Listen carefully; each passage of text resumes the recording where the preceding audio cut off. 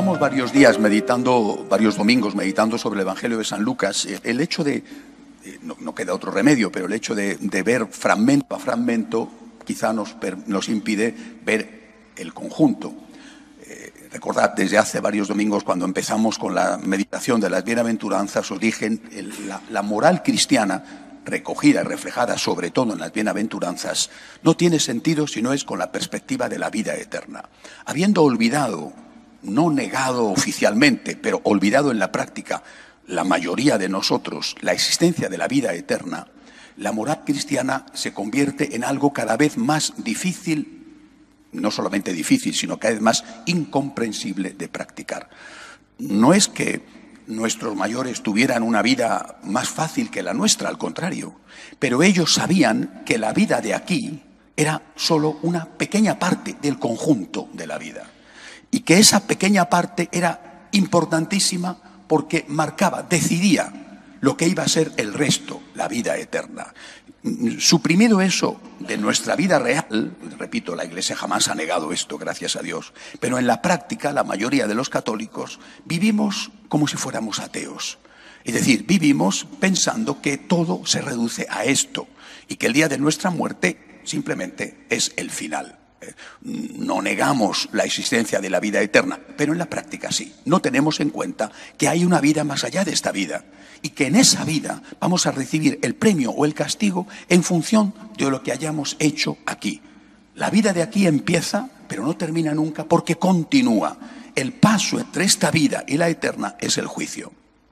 Y el juicio va a venir marcado, por supuesto, por la misericordia de Dios, pero también por nuestras obras buenas o nuestras obras malas. Y allí habrá cielo, infierno y purgatorio, que será el tiempo de purificación imprescindible para poder entrar en el cielo. Toda esa parte, que es lo que llamamos en teología la escatología, toda esa parte está suprimida. Quizá porque los curas nunca hablamos de ello, también puede ocurrir, que es políticamente incorrecto hablar del juicio, y políticamente incorrecto dentro de la Iglesia, no me refiero lo políticamente correcto o incorrecto de la sociedad, no está de moda hablar de la vida eterna, del juicio, del premio o del castigo. Pero repito, suprimiendo esto, y lo hemos suprimido, todo lo demás no queda más que como unos consejos cada vez más antipáticos. Viendo esto desde el conjunto, podemos entender también, como las semanas anteriores, el Evangelio de hoy. Os decía la semana pasada, en el siglo XIX, principios del XX, se produce un gran cambio. Por supuesto que esto tiene raíces más atrasadas, más antiguas. Se produce un gran cambio. Irrumpe un gran pensador, aunque haya sido nocivo, fue un gran pensador, Hegel, que cambia lo que había sido el modelo de comportamiento. Cuando se produce el encuentro entre la religión judía y el pensamiento griego, es un encuentro fértil, un encuentro fructífero para ambas partes. Por ejemplo, la traducción de la Biblia al griego se produce en la ciudad de Alejandría, que era una ciudad fundada por Alejandro Magno, donde había muchísimos judíos, y es la traducción llamada de los 70, la primera traducción al griego, porque cada vez había más judíos que no sabían el hebreo y tienen necesidad de leer la Biblia en su idioma, que era el griego. Bueno, ese encuentro con el pensamiento griego se va a producir sobre todo con un pensador, con un filósofo griego de la máxima importancia. De hecho, él fue maestro de Alejandro Magno. Me refiero a Aristóteles. La ética de Aristóteles tiene una idea fundamental que encaja perfectamente con la ética judía. La ética de Aristóteles dice: haz lo que debas hacer. Haz lo que debas. Encaja con la ética judía. Haz lo que debas. Cumple con tu obligación, haz lo que debas.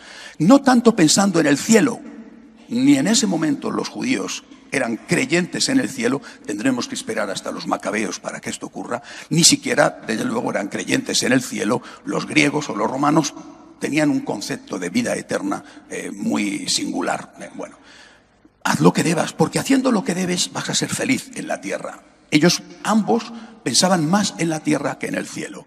Haz lo que debas, en todos los ámbitos, familiar, social, político, haz lo que debas. Si no haces lo que debes, no eres un auténtico hombre o una auténtica mujer. Dice, no eres un auténtico ser humano. No vas a ser feliz, haz lo que debas. Os decía la semana pasada. Cuando llega Hegel y cambia esto, ya no es haz lo que debas, sino haz lo que quieras. Haz lo que quieras. Y desde entonces vivimos con este nuevo paradigma, con este nuevo modelo. Haz lo que quieras. Haz lo que te dé la gana, dice Hegel. La voluntad no debe de tener ningún límite fuera de ella misma. Si lo que tú quieres hacer es cumplir con tu deber, puedes hacerlo, claro. Pero si no, no pasa nada. Os decía la semana pasada, esto tiene un gran problema, las consecuencias. Porque tú puedes hacer lo que quieras, pero lo que quieras tiene un precio. Y os decía, hay un precio legal y por eso se han ido cambiando las leyes para que lo que tú quieres hacer no repercuta en contra tuya. Y os puse el ejemplo del aborto, o la conciencia. Y por eso se está intentando domesticar, manipular, silenciar la voz de la conciencia para que yo, o el que quiera darle gusto a su cuerpo, no tenga primero el inconveniente de la ley que le dice esto que estás haciendo está prohibido, y no tenga el inconveniente de la conciencia que le dice esto que estás haciendo está mal hecho. Suprimiendo la vida eterna, quitando la vida eterna de nuestro horizonte, ya os dije por qué ocurrió, esa es una de las consecuencias de la infectación del marxismo en la Iglesia, suprimiendo la vida eterna de nuestro horizonte, a partir de ese momento ya no hay juicio.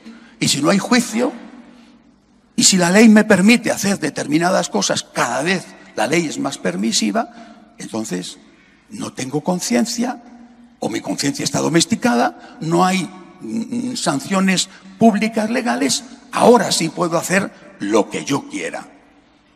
Esto se encuentra con otro problema, la realidad.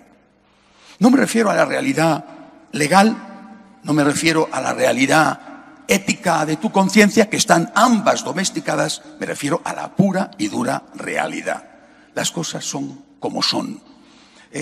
Una de las cosas más bellas que nos enseña Santo Tomás de Aquino, que es el que une de una forma definitiva aquella herencia aristotélica con el cristianismo, es que la verdad existe fuera de nosotros. Y dice Santo Tomás, la verdad consiste en adecuar mi pensamiento a la realidad.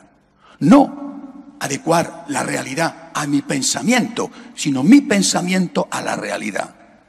La realidad existe, está fuera de mí, existe al margen de mí. Yo puedo decir y creer, es de noche. Yo puedo decir y creer, está lloviendo a cántaros. Puedo decirlo y creerlo.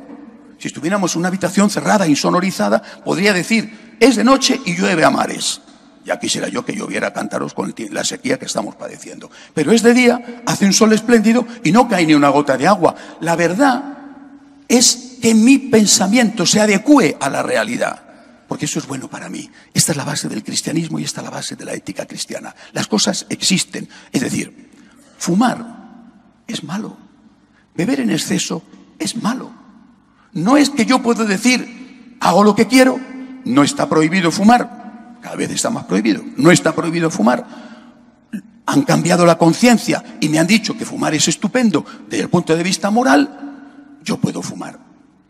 ¿Y tus pulmones? Porque tus pulmones no entienden ni de leyes ni de conciencia. Tus pulmones tienen un cáncer de pulmón. Yo puedo decir, oiga, que beber y pegarme una borrachera cada fin de semana es estupendo. Nada mejor para el hígado. No está prohibido beber y quedarte todas las noches que quieras sin dormir y bebiendo todo el alcohol que quieras. Han modificado, suponiendo, ¿verdad?, que hubieran modificado la conciencia para decirte que cuantas más borracheras, más santo eres.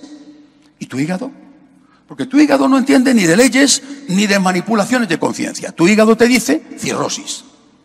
Esto es lo que tenemos que entender. Esto es lo que nos han engañado y nos han cambiado. Las normas morales no están puestas por Dios en la naturaleza humana para fastidiarnos. Son buenas y son buenas para nosotros. Por eso nos enseña Jesús hoy, repito, continuando con este mismo argumento, nos enseña Jesús. Oye, a ti lo que te importa, pensando en el juicio y en la vida eterna, a ti lo que te importa es que tú no tengas pecados. Esto es lo que a ti te importa. No que el otro tenga o no tenga pecados. Deja de fijarte en cómo es el otro y empieza a fijarte más en cómo eres tú. Estás cotilleando, husmeando, criticando si el otro ha hecho, si el otro no ha hecho. ¿Y tú? ¿Y tú? Alberto Moravia dice que es muy curioso que en todo el mundo los votantes de los partidos culpen a sus gobernantes de los errores cometidos y no se culpen a sí mismos por haber votado a esos gobernantes. Pero esto nos pasa con todas las cosas, ¿eh? Es decir, estás continuamente señalando lo mal que va todo y, por supuesto, el mal que hace tu prójimo, tu cónyuge, el carácter que tiene, lo perezoso que es, tus hijos o tus padres o tu jefe o tu empleado o lo que sea, ¿eh? Eso eres un lince, eres un especialista en descubrir motas o a veces vigas, ¿eh? ¿Y tú qué? ¿Y tú qué? Nunca te examinas a ti mismo. Y esto, nos dice Jesús, es lo que te interesa. A ti lo que te interesa es presentarte delante de Dios en el juicio definitivo y final que va a marcar tu vida eterna, que existe, aunque tú no creas que existe o quieras negar que existe, porque no te conviene. O aunque tú te engañes a ti mismo diciéndote que como Dios es bueno, te vas a salvar porque todo el mundo se va a salvar. Eso es mentira. Bueno, pues aunque tú te engañes a ti mismo, a ti lo que te interesa es quitarte la paja o la viga o la mota o el adoquín que tienes en tu ojo. El otro tendrá que hacer su parte. Tú podrás ayudarle. Oye, que a veces la falta del otro repercute en ti y tú eres el perjudicado, efectivamente. Bueno, pues en ese caso tendrás el derecho a defenderte y tendrás que poner un pleito o lo que sea. Pero de verdad, lo que a ti te importa es ser santo tú. Puedes ayudar a tu prójimo, estupendo, que tienes que corregirle, tienes que orientarle por el bien de él. Porque vuelvo a repetir, es terrible que vivamos con aquello que enseñó Hegel, haciendo lo que queramos. Porque hacer lo que queremos, suponiendo que lo que queramos a veces sea malo, hacer el mal que queremos hacer nos perjudica a nosotros mismos. Fumar te hace daño, al margen de lo que diga la ley y al margen de lo que dijera tu conciencia. Tu pulmón no te pasa eso. Y beber en exceso te hace daño, al margen de cualquier circunstancia. Tu hígado no te perdona eso. La realidad existe. No es el ideal que decía Hegel. La realidad la creo yo. Y fantaseo sobre una realidad y me imagino una realidad. Mire usted, la realidad te da 2 bofetones y te presenta un tumor en el pulmón. La realidad te da 2 bofetones y te dice que tienes el hígado hecho unos zorros. La realidad existe. Y existe aquí y existe en la vida eterna. Por eso a mí lo que me interesa es hacer lo que debo. Hacer lo que debo. Hacer lo que tengo que hacer. Porque eso es bueno para mí. Y es bueno para los que viven conmigo, naturalmente. Pero empieza por ser bueno para mí. A mí lo que me interesa es fijarme en la paja o en la viga o en el adoquín que yo tengo en mi ojo. A mí lo que me interesa es cambiar yo, corregirme yo, ser mejor yo. ¿Quiero cambiar el mundo? Empieza por cambiarte a ti. ¿Te quejas del gobierno? A lo mejor eres tú el culpable porque le has votado. ¿Te parece que las cosas que están yendo mal? ¿Qué estás haciendo tú para que vayan bien? Esto es lo que nos ha enseñado el Señor. ¿Qué necesito? ¿Qué le tengo que pedir yo a Dios para quitar la viga de mi ojo? Esto es lo que a mí me importa. Quiero quitar la viga de mi ojo. ¿Qué tengo que pedirle a Dios? Tengo que pedirle 3 cosas. Y cuando se lo pido a Dios, se lo estoy pidiendo a la Iglesia. Tengo el derecho, fijaros, de que la Iglesia, que es el cuerpo místico de Cristo en la tierra, de que la Iglesia, a través de sus pastores, sean quien sean, desde el catequista o papá y mamá en casa hasta el Santo Padre, tengo el derecho a que la Iglesia me proporcione 3 cosas que necesito para ser santo. Es decir, para quitarme la viga del ojo, es decir, para hacer lo que debo hacer, es decir, para ser feliz en la tierra y acceder al cielo. ¿Qué 3 cosas necesito? 3. Primera, luz. Luz. Nuestra época es tan absurda que considera afortunado al que cree que el mal no tiene consecuencias.